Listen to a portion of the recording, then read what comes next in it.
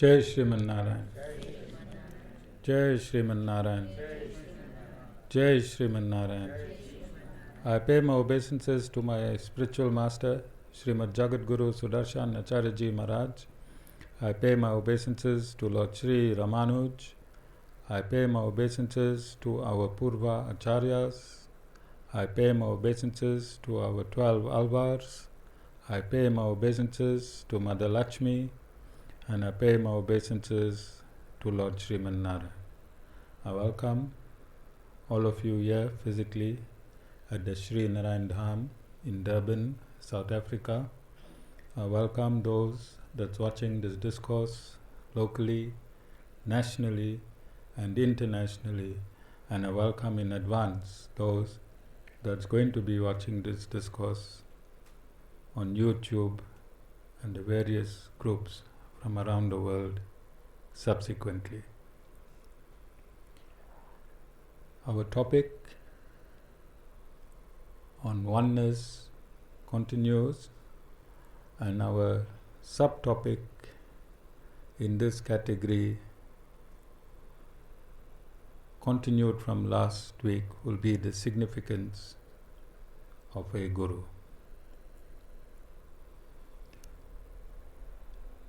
This topic is necessary every once in a while,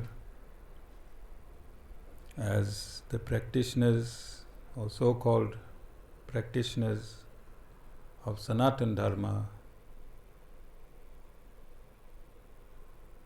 has little realization of this concept, which is a dictation by the Supreme Lord or an instruction by the Supreme Lord Himself. And there is a famous line that the practitioners of Sanatan Dharma reveal all the time, is that I do so much of Sitha, I do so much of prayers, but nothing is coming right. Because Sitha, nobody asked you to do so much of prayers. I've been from cover to cover of all the Vedic injunctions, and God has not asked anyone to do so much. That's the expression I hear and have been hearing. So much of prayers. What is the definition of prayer? Look it up, somebody.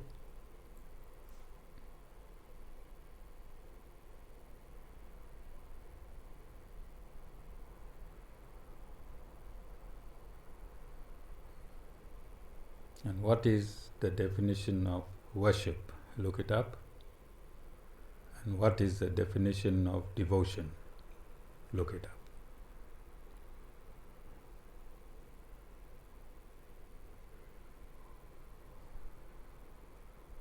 Shyam, you looking it up? Devotion. Okay, I have the meaning of prayer. Yeah. Prayer is an invocation or act that seeks to activate a rapport with A rapport, A-R-A-P. Oh, a rapport, yeah. Rapport with an object of worship through deliberate communication. In the narrow sense, the term Okay, stop. We don't want a narrow sense. Okay. So it is an invo. What does invocation mean? You call upon.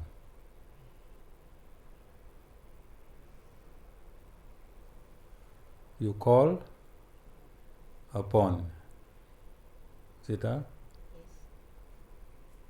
Is there any order and supply demand in this definition of prayer? Anyone heard Sitha say order, supply and demand? No. Jessica, how you pray? How I used to pray, Guru. Okay, how you used to pray?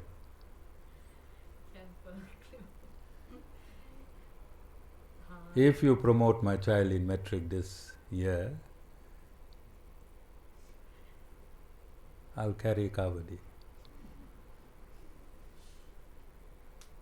Is that a prayer? Is that a prayer? No. What it is? The demand. Bargaining through a demand, which is not a bargain. Is it not? Is it not? Who said you can do that to God?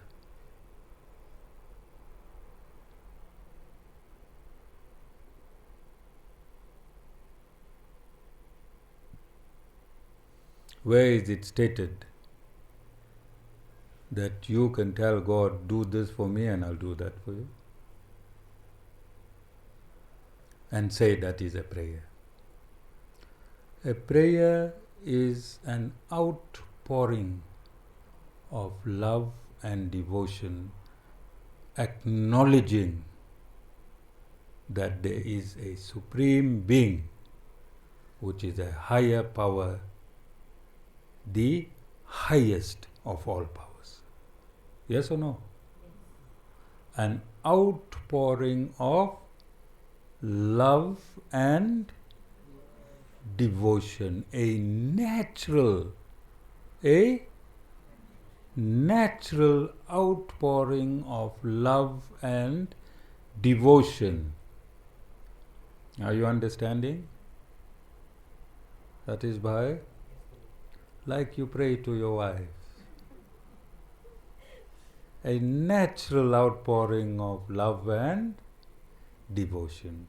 Take that prayer, Satisbhai, and repose it to Lord Narayan. Take it and repose it to Lord Narayan. We have to get these basics right. We have to get these basics right because Sanatan Dharma is a scientific way of life. A scientific way of life misunderstood mostly by Sanatan Dharmis themselves and across other religions around the world. So let's look at our Murti of Lord Narayan and Mother Lakshmi. The Lord appears in the form of Murti so that when you are offering your prayers, there can be an outpouring of love and devotion because you can fix your mind on the object of prayer as read in the definition given now. What it states? You have to fix your attention and invoke and start a communication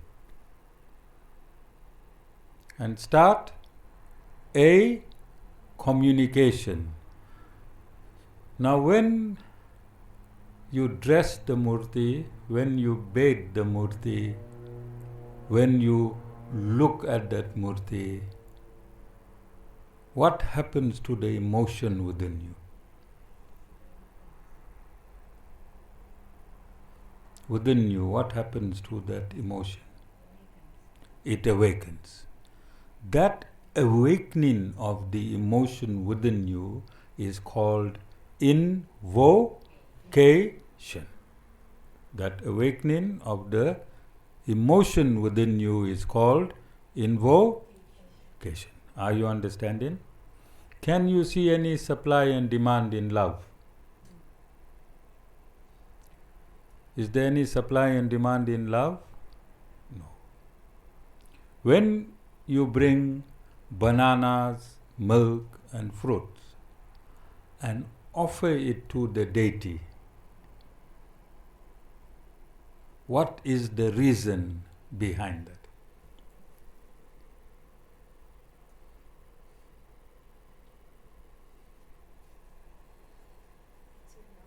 On which day will you bring banana, milk and fruits and offer it to a deity? On what would be your habit on that day?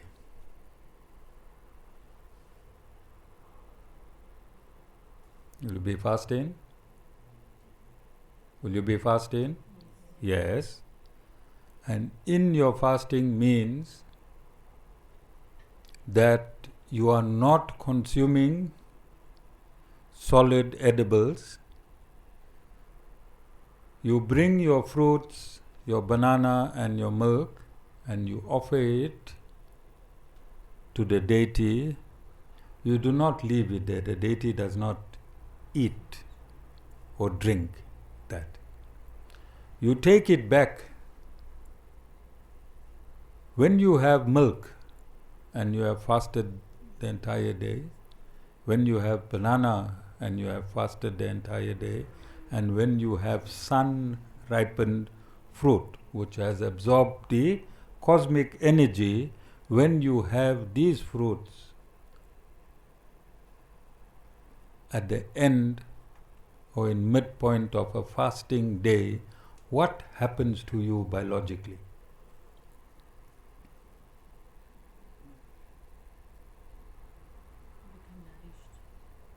Yes, how you take your motor vehicle for a service, change the oil, plug, Sitha, your vehicle is here for service, I don't know how many months now. I must start charging you for parking and ashram on the Sri Narayan Dham. Sitha, what happens when you consume milk, fruits and sweetmeat? What happens to your system, your biological system? What does sweetmeat do inside your body? It nourishes and awakens. There's a whole lot of biological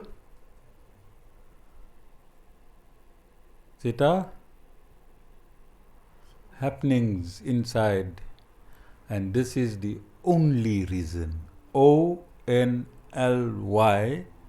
reason, so that God breaks up your continuous eating. So He has created many fasting days in a calendar year, yes or no? And on these particular days you fast, you have your fruits, you have your sweetmeat. It is for servicing this body that we are wearing, and no other reason at all.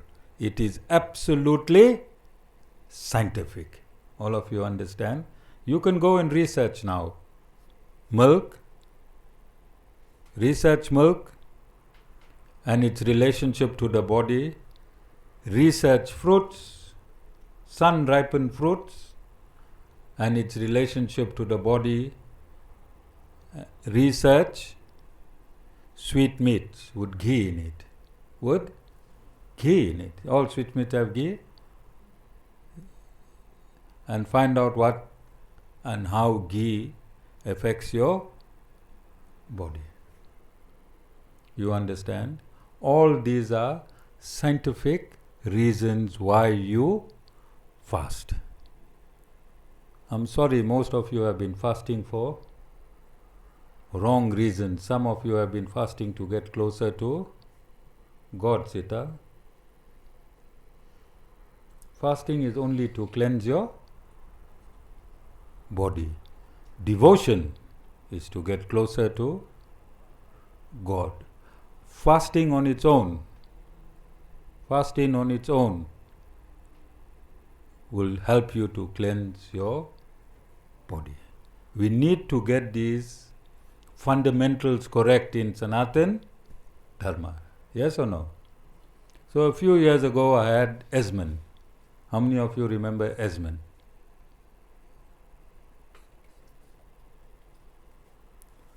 He was helping me with construction, and he was living in the ashram for 2 or 3 days.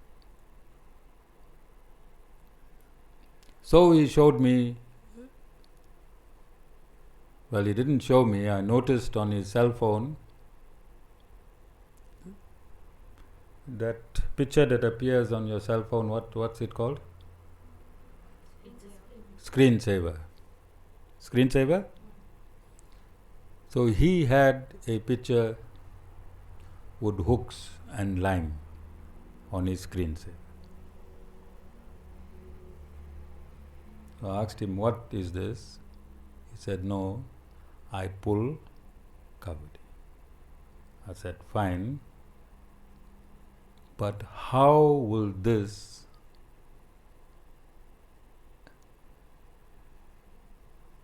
assist you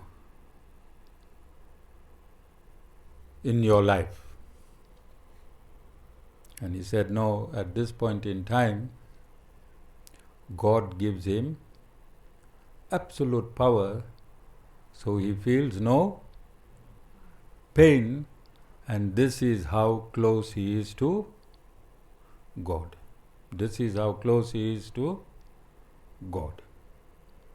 So I explained to him on 2 night sittings. Where's Mataji? How many hours I spent each night? About 4 hours. In fact, the food on my fingers were gone dry because I wanted to assist him. He was a drug addict, and he had the wrong concept of kavadi and the wrong concept of God. So I told him, I can see you in a few months going to jail. And he was upset when I said that. He was really upset. He's a small boy. I think he's about 25, 26. He said, you mean that my relationship with the Supreme Lord, when I'm pulling this kavadi, the Lord is not going to assist me, I'm going to land in jail? I said, yes, you are going to land in jail.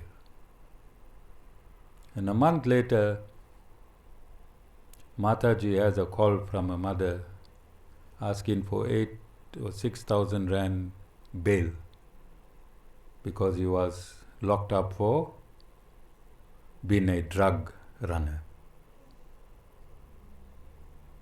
So I left him there. Why? Wasn't listening to you. God, drugs and kavadi. Can you put it in one sentence? You understand? And then Shyam was in Newlands, and he told me, Dad, he took a drive. I didn't even know he's taking a drive to Newlands. And he told me, Dad, I'm in Newlands now. Guess who I am talking to? I said, Desmond, he just got released. And I asked Desmond, did piercing his body help him? And he gave the phone back to Shyam. He came back to the ashram and he did this aluminium work across my pond. Alright? And maybe one day you can, Jessica, interrogate him on this, what I have stated. These misconceptions in Sanatan Dharma is confusing our children. Is confusing our children. And sometimes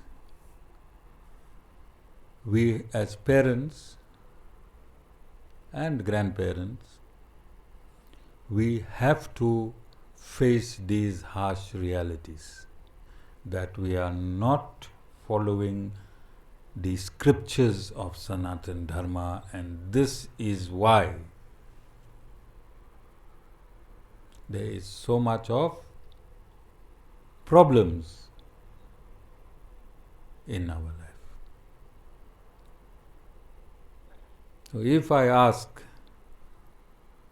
Satish Bhai, your family got a Bhagavad Gita there by mom's place? She got a Ramayana? Have you read it? Why? Yes, it's placed in a red cloth. Bhagavad Gita, Ramayana, Mahabharata is covered with a red cloth and kept away. And our parents will tell us we are too dirty to touch it, let alone read it. We are not qualified to touch these holy books. Absolutely bull. B-U-L-L. You think God wasted His time to incarnate, take a human form and live the Ramayana? You think God wasted His time to take a human form and live the Mahabharata? Speak the Bhagavad Gita, but it must be locked away somewhere out of reach, never to be seen or read. Where is that logic, Satish Bhai? If you did not meet the Guru, as a son you would have inherited the scriptures, then you would have told your sons, don't touch these scriptures. Yes or no? And this is why scriptures in Sanatan Dharma are not touched. Why are scriptures compiled in the first place? What is the reason for any information that exists on this earth? What is the reason for that information?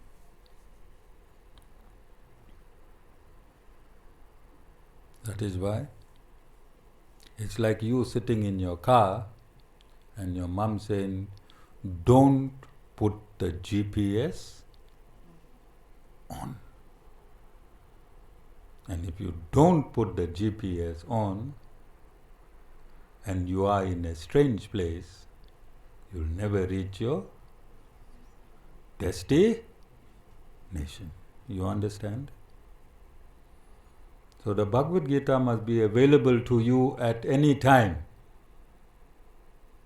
At any time. The Ramayana, the contents must be available to you at any time so that we know the value of our own Supreme Lord. And this is why Christianity and Islam is walking all over Hindus, round the world, because the Hindus themselves don't know the scriptures. There's a Zakir Naik, go and Google him. In every video of his, and he has huge 100,000, 200,000 people listening to him in a crowd. He will call a Hindu and quote a verse from the Vedas, whom the Hindu never heard of in his life, and then before the Hindu walks off his stage, he says, I accept Islam, you are right. He uses the Vedas to corroborate the Quran, stating that the Quran is superior than the Vedas. You understand? So, my series of discourses in English around the world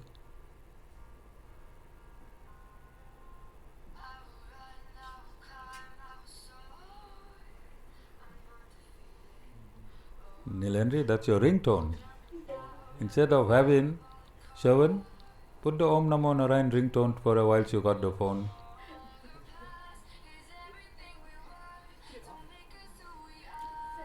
Talking about Hindus.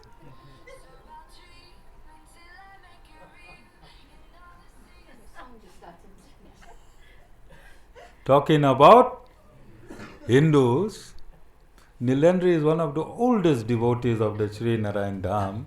What do you think her ringtone should be? Devashni, I'm sure you to blame for that. All of you understand? Be proud of your Sanatan Dharma. Sanatan means? Dharma means? Duty or way of life, which is absolutely scientific, and it pervades all religions. It pervades all cultures. It pervades all traditions. Sanatan Dharma. That which is universal. That which is universal. That which is created at creation. That which is created at creation. It is the most sublime, the most soul-nourishing knowledge that exists in this universe.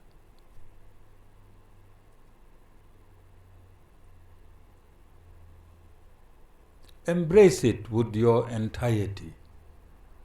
Be proud. If you look at India today, how many Hindus in India are proud to be Hindus?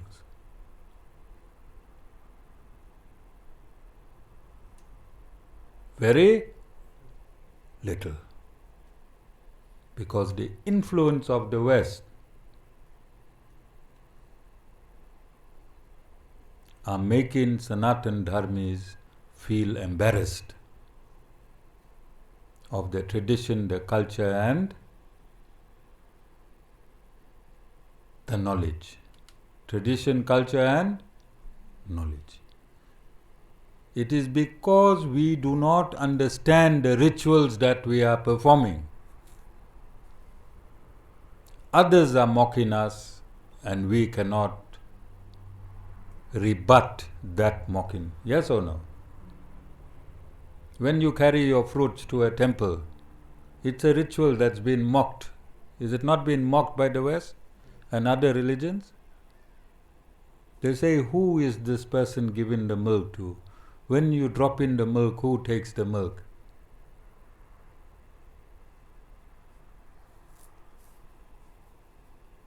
You understand? Have you heard of milk being, large quantities of milk being offered to murtis in India?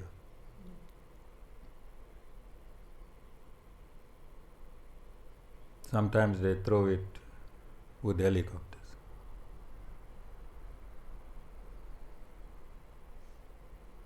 What do you think the reason?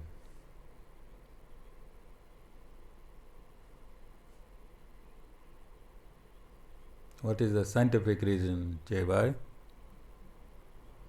It's to nourish earth. Is that milk in that season gets contaminated and it is not healthy for human consumption. So we go and offer that milk in large quantities to the murtis. Is it scientific? When you are offering this milk to the murtis, what happens to your emotions?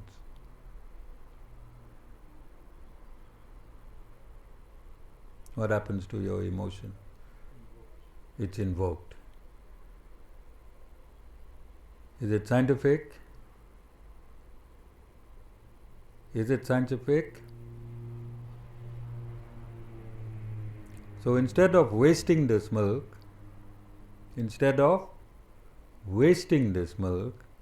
it is used in the form of worship. In Sanatan Dharma, everything is used in the form of worship, but it has real scientific background.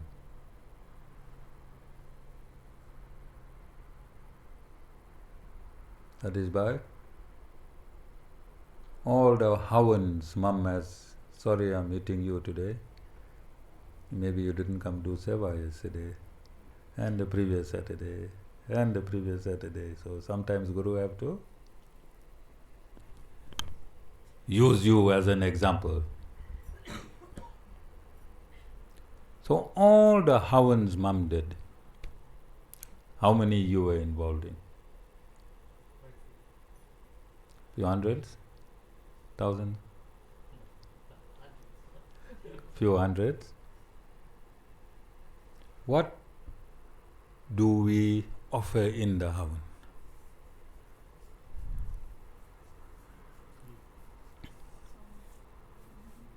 Havan Samagri. What is the scientific result of taking the Havan Samagri together with the ghee and placing it in fire?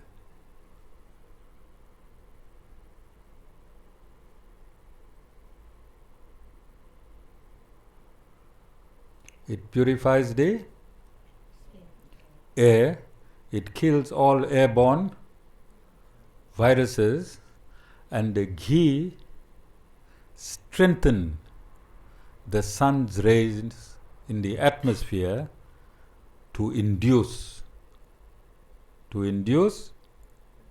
rain, which would not happen in its natural evaporation system. To induce means to speed up. That is why you've been doing the right thing in those hundreds of hours, but with the wrong understanding. With the wrong understanding, because in Sanatan Dharma we are taught to worship scientific rituals,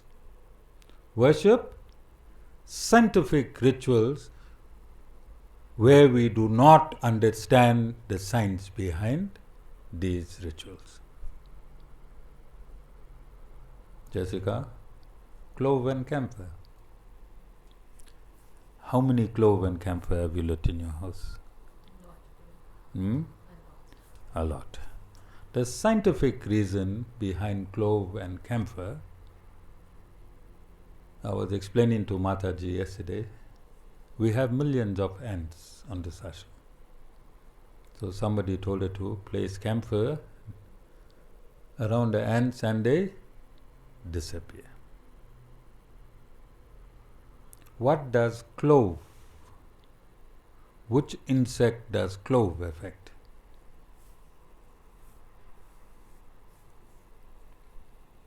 Flies, mosquitoes?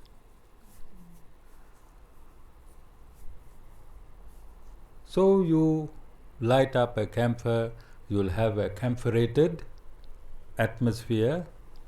You light up a clove, the ingredients of the clove will be a repellent for many insects.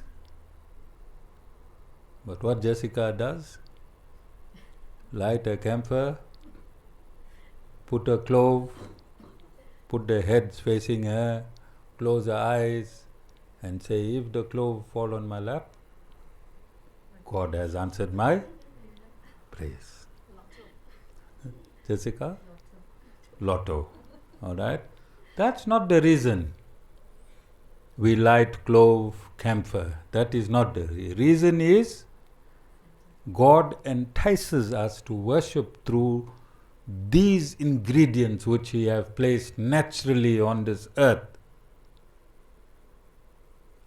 as a pharmacy, as disinfectants, so that we can use these ingredients for our health and not to connect to him. That clove, do not become an aeroplane and take you to Lord Narayan. Jessica, you now understand, all of you understand the science behind our rituals. So no religion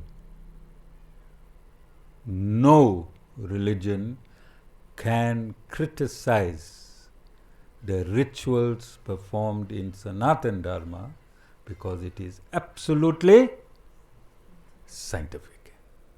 Absolutely scientific. We worship the cow, don't we? Why?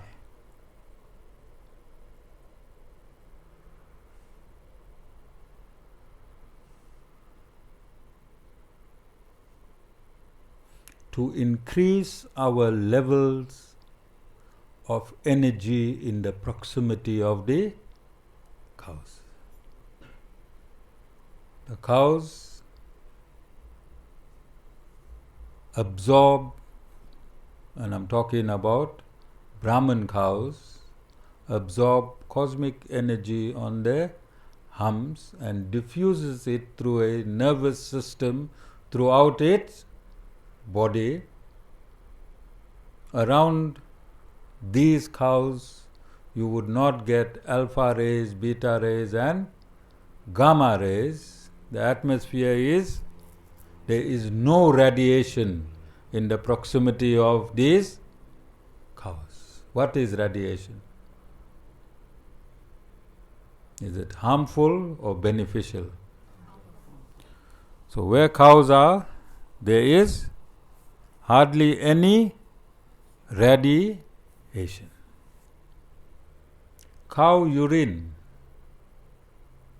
and cow dung is the pharmacy created by God for human ailments.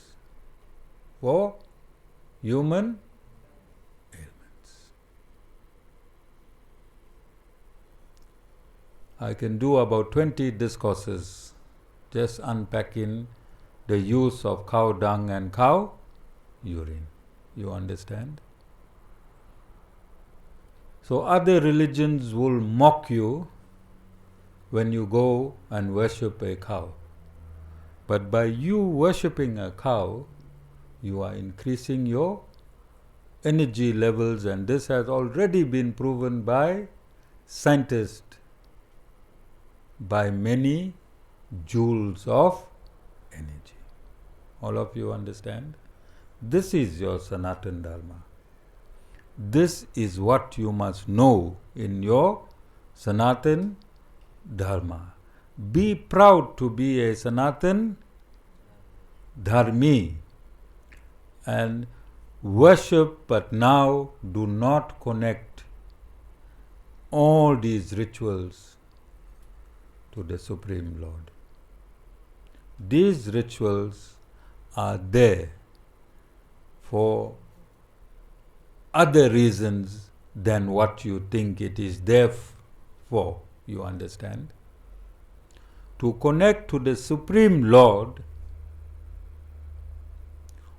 who must give you that instruction how you can connect to the Supreme Lord? Who? Again? Loud? False. Not the Guru. The Lord Himself. Who must tell you how to connect to the Lord? Who? No. The Lord. The Lord must tell you how to connect to Him. And where would you find His instructions? Scriptures. In which scripture that you know the Lord has incarnated and spoken? Bhagavad Gita. So in the Bhagavad Gita, the Lord must tell you how you can connect to Him. The Lord must tell you satisfy. Who? The Lord Himself. And let's see what He has to say in the Bhagavad Gita.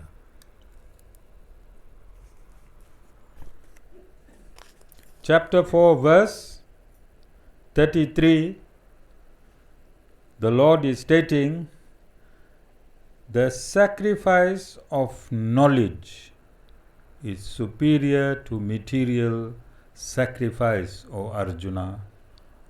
All actions and everything else culminate in knowledge. What he is saying?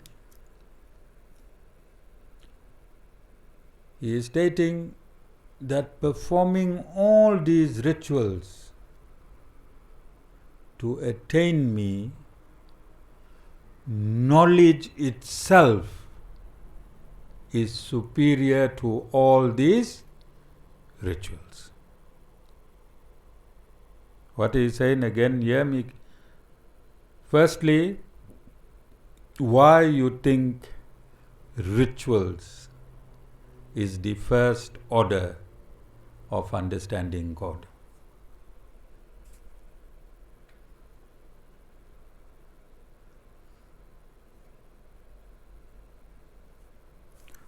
When you start your education system in school, do you start it academically or do you start it ritually? What are the rituals you perform? You take your color pencils, paintings, cubes, all these are ritualistic performances in education. Yes or no? When something becomes a ritual, when you perform it all the time, it becomes a ritual. That's the meaning of ritual. So when you start your material education, you start it ritually, and then when you have reached a certain level, then you go into abstract concepts. Yes or no? Yes or no? So similarly, God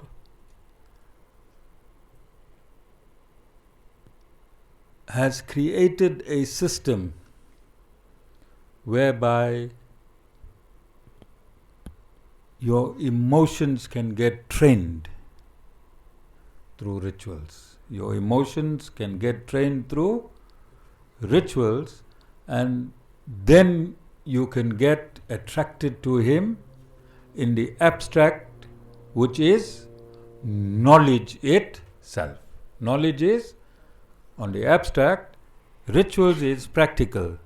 You can change the clothing of the murti. It is practical, and you can get devoted to the Lord through the murti, through practicality, by changing his outfit every day, by giving him a flower every day. This is a ritual. But the Lord is saying, higher than this, higher than these actual actions, higher than these actions of performing rituals to attain me, knowledge is superior. Knowledge is superior.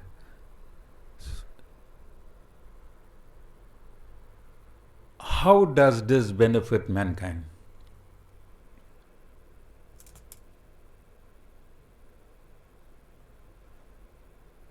To know is superior than to act.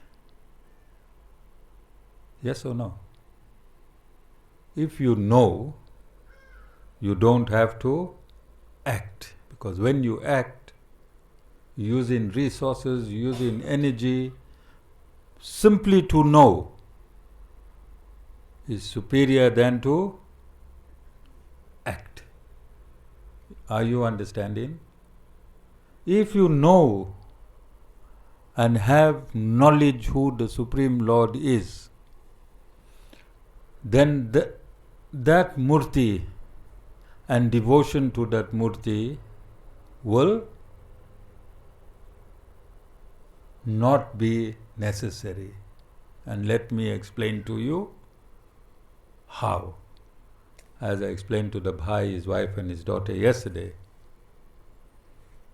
that if you have knowledge and you know that Lord Sriman Narayan is seated in your soul, if you know Lord Sriman Narayan is seated in your soul, do you still have to have that devotion now in the Murti form?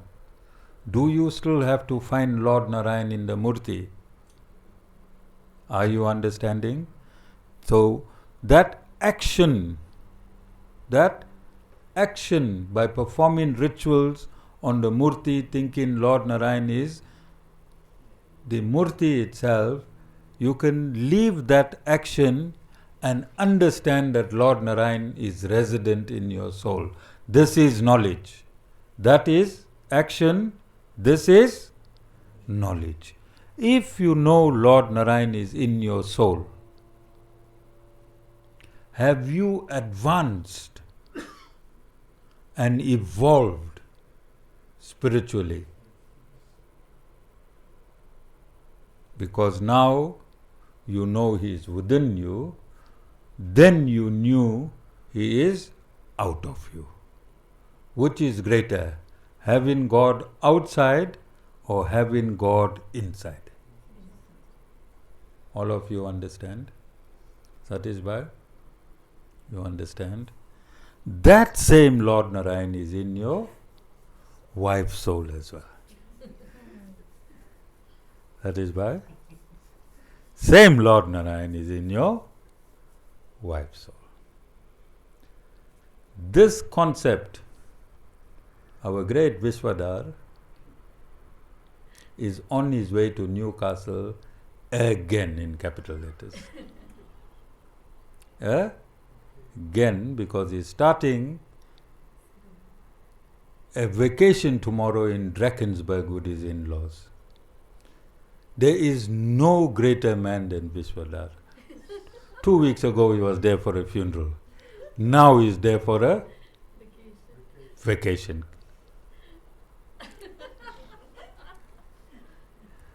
Our great Vishwadhar. Alright? I hope whilst driving he is hearing this discourse. He promised me he will be hearing this discourse. And he is still confused as ever. But I thank Alina for taking him off my back. Alright? Are there any questions at this point? Any questions? Can you see the beauty of Sanatan Dharma? It teaches you how to live as a human being universally. Universally. Sanatan Dharma can be practiced in Islam, Christianity, Judaism, and any other religion that is still to be formulated. Any other religion that still is going to come. In this 5,000 years when the Bhagavad Gita was written,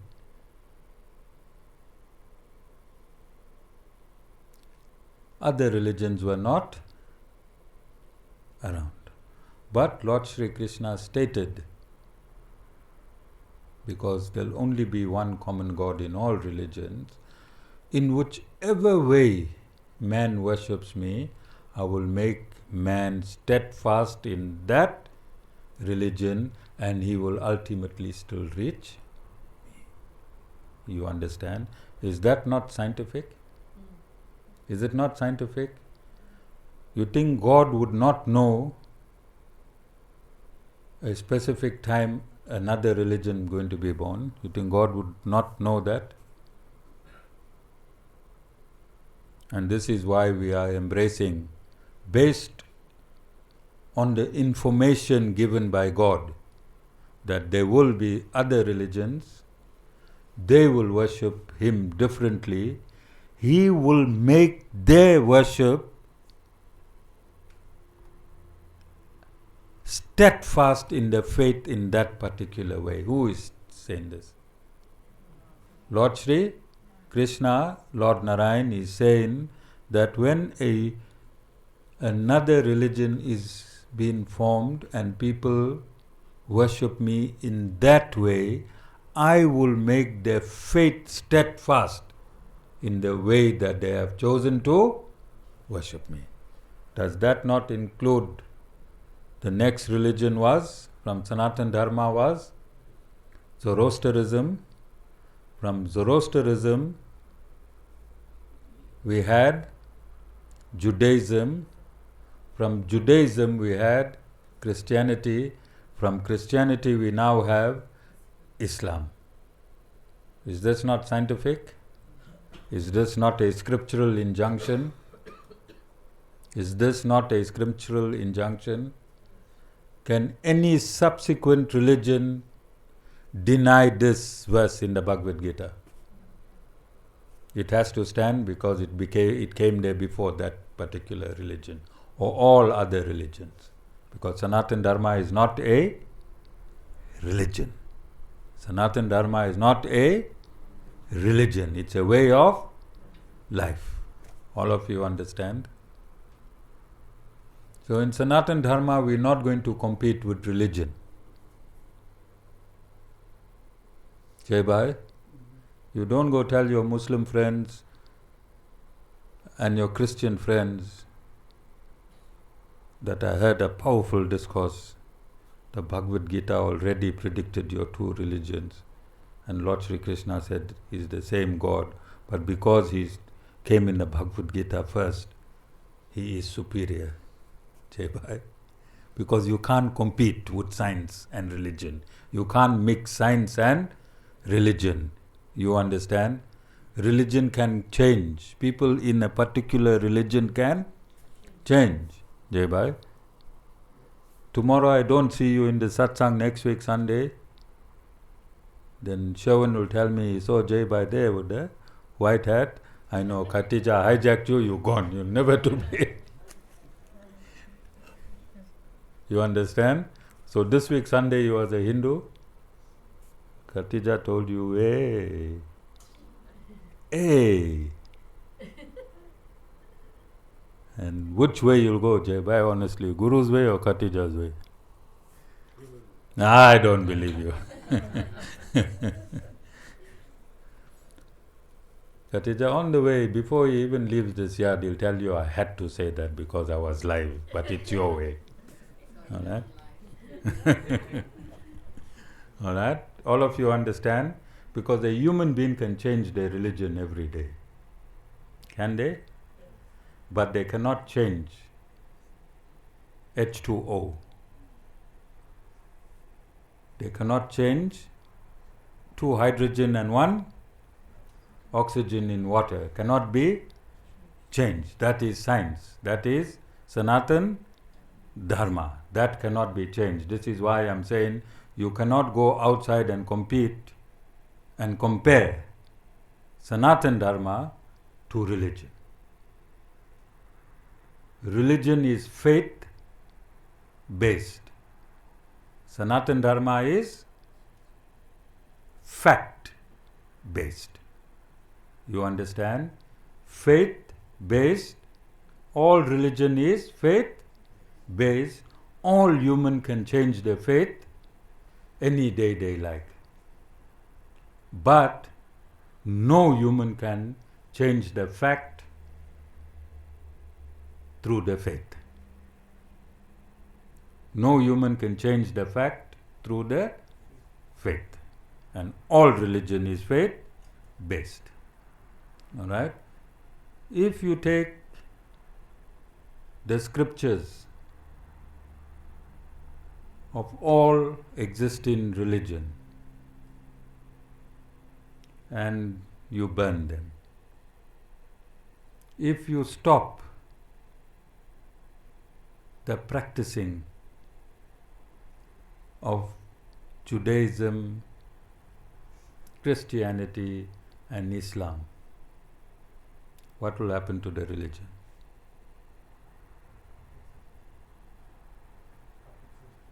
Will cease to exist, yes or no? Because it is the person's, it is based on an individual's faith.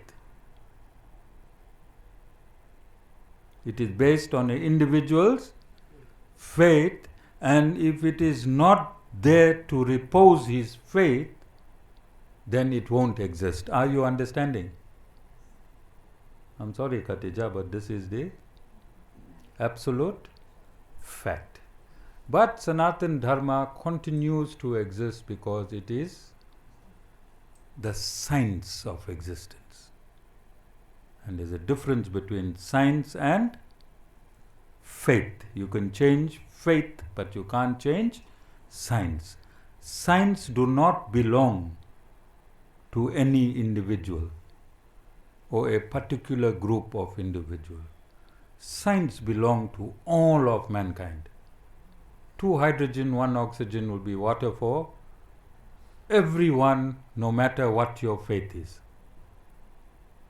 Your faith can't change the constitution of that 2 hydrogens and 1 oxygen. All of you understand? Everyone understand? Are there any questions? Sitha? You understand? Yeah.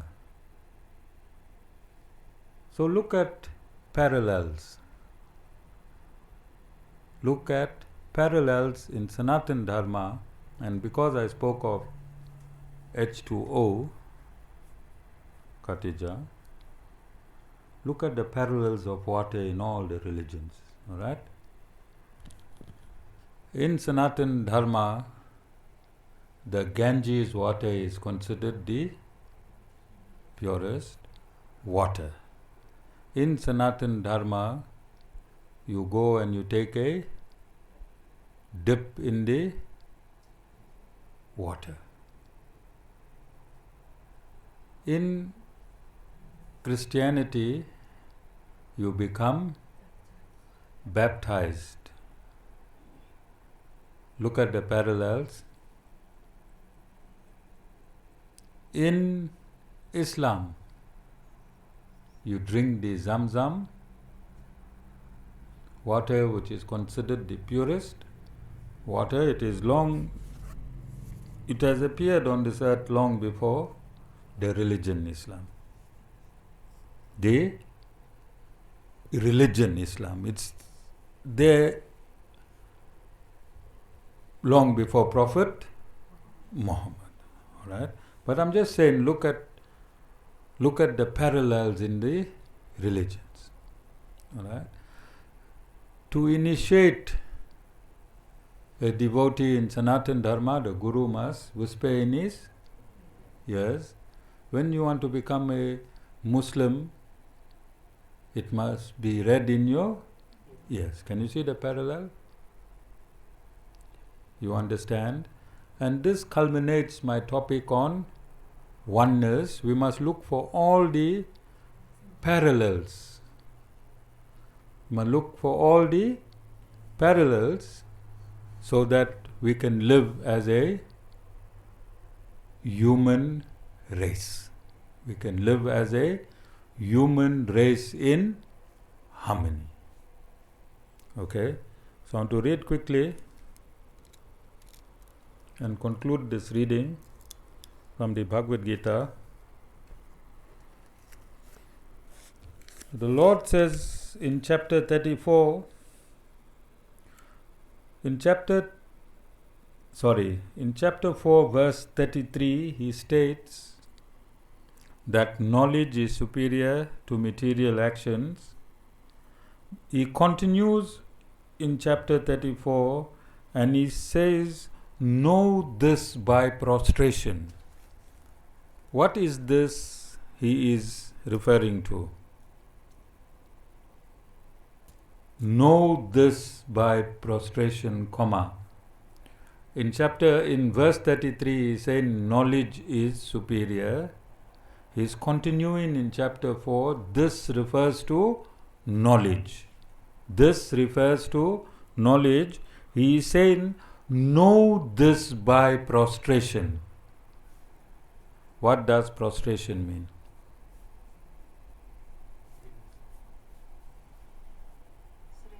Not frustration of Jessica, I'm saying prostration.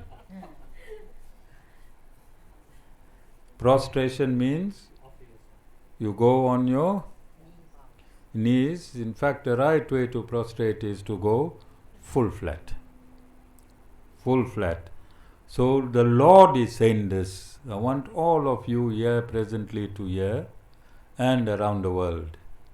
This instruction is not coming from the Guru, it's coming from the Lord. Know this by prostration,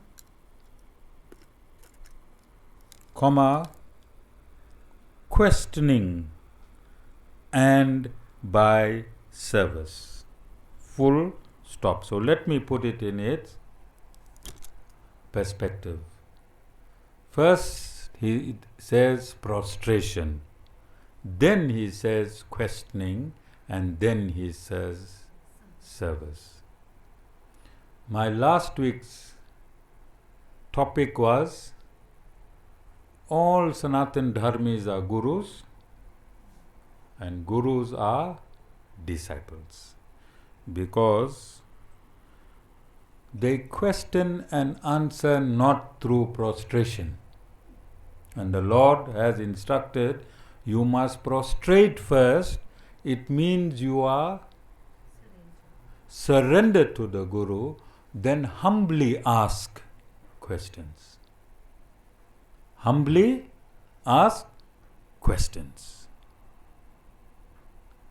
If you are not in a surrendered position and you tell the Guru how it's to be done, and this is why the Lord has stated, surrender first, and when you ask questions through surrender, it will be through humility. It will be through humility. Then the next sentence in the same verse is, the wise, who have realized the truth, will instruct you in knowledge. This is an instruction by the Lord, and by the wise. Who does he mean? The bona fide spiritual master. So the Lord is saying, for you to get knowledge, transcendental knowledge, spiritual knowledge, you must find a bona fide spiritual master. You must surrender to him. Through question, you will attain transcendental knowledge.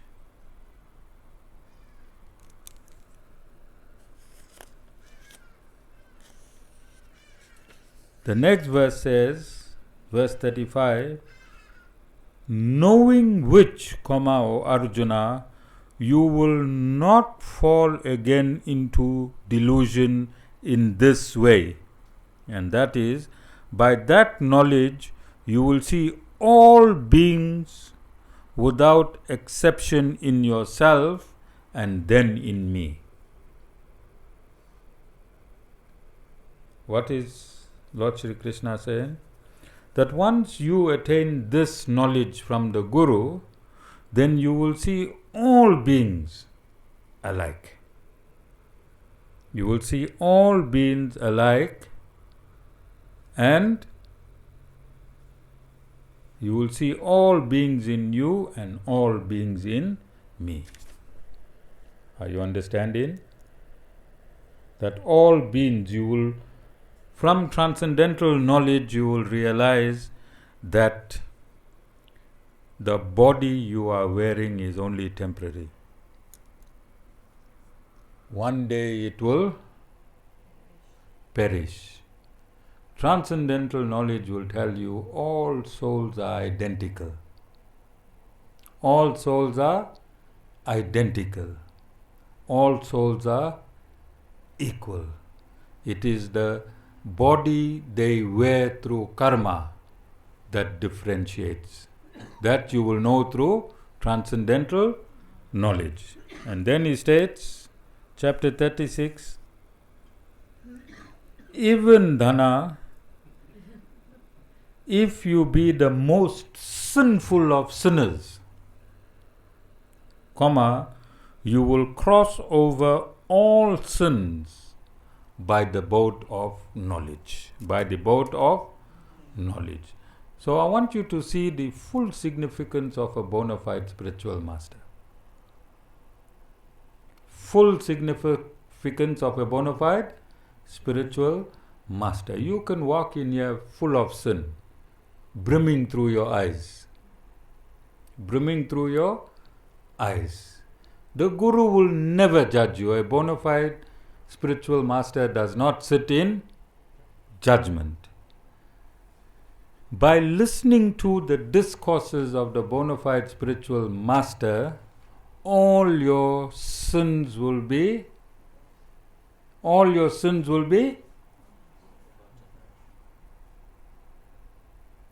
spreadsheet of sins will be deleted. Simply by listening to spiritual, transcendental discourses. Now tell me which is harder. Going to temples, doing rituals, you not know, without knowing where you're going, where you're coming, what's happening. It's like going to the casino. Going to temples is like going to casino. You take a gamble. You take a chance. You don't know which ritual you performed will fructify. It's like pulling the lever. You put your money in, you put your fruits in, Nilendri will go around the tree 7 more times. And you take in a chance. You don't know whether it will happen or not. But here the Supreme Lord is telling you, you go in the presence of a bona fide spiritual master. It does not matter how much of sin you have. When you listen to his discourses, all the sins will leave you. When the sins leave you, what happened to your life, Satisbhai?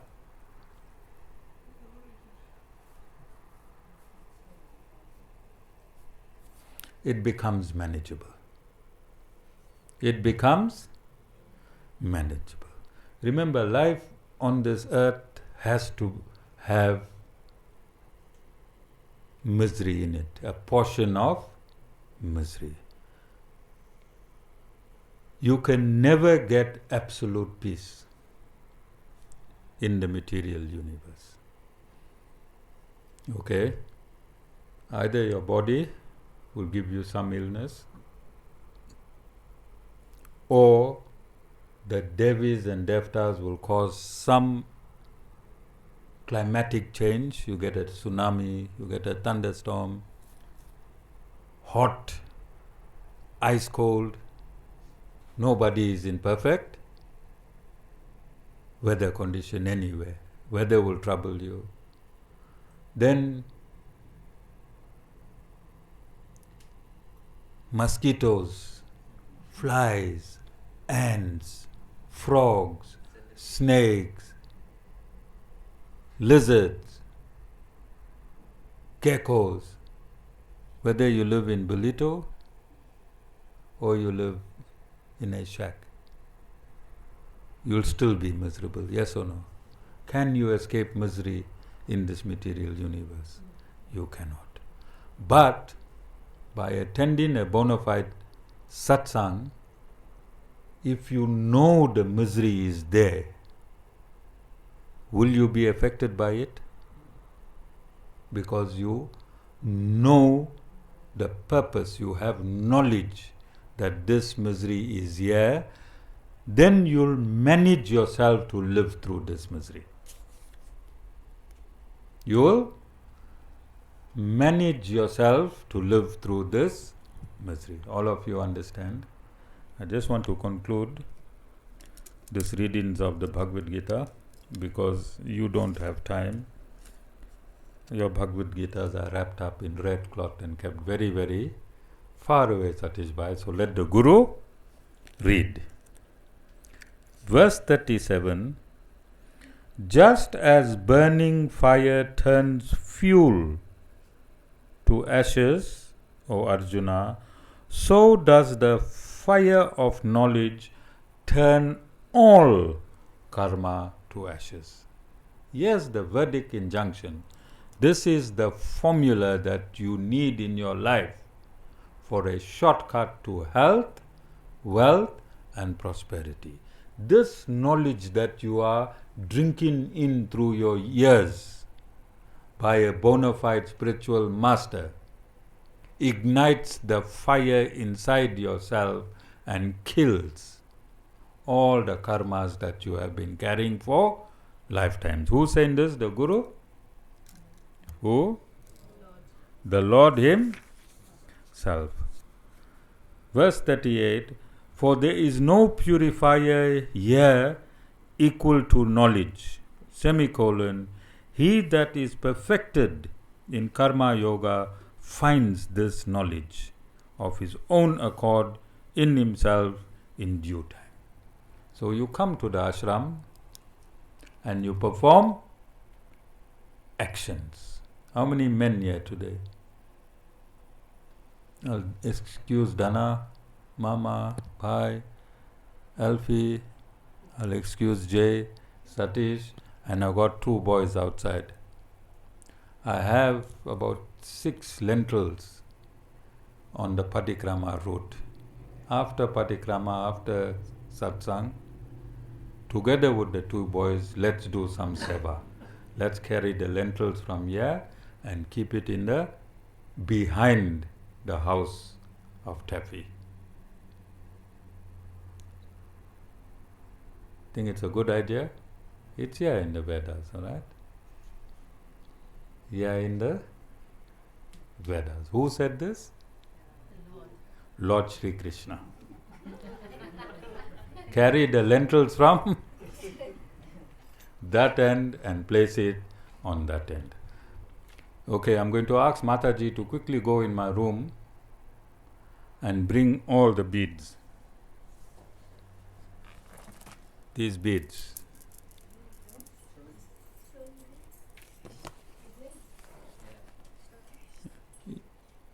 Yeah. I'm still alive.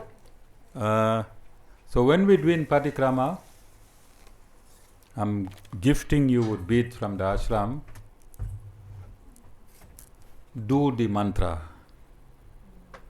Alright? Instead of looking at the person before you, front of you, side of you, and above you, do the mantra. Spiritualize your body, spiritualize your mind. Okay? Jai Shriman Narayan.